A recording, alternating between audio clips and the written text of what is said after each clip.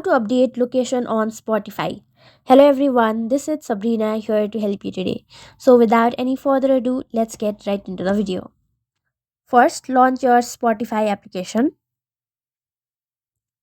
Then, tap on your profile icon from your top left corner.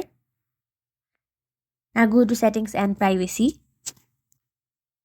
After that, and then go to the account section. If you have a premium plan, you will also be able to see country or region in your account overview section.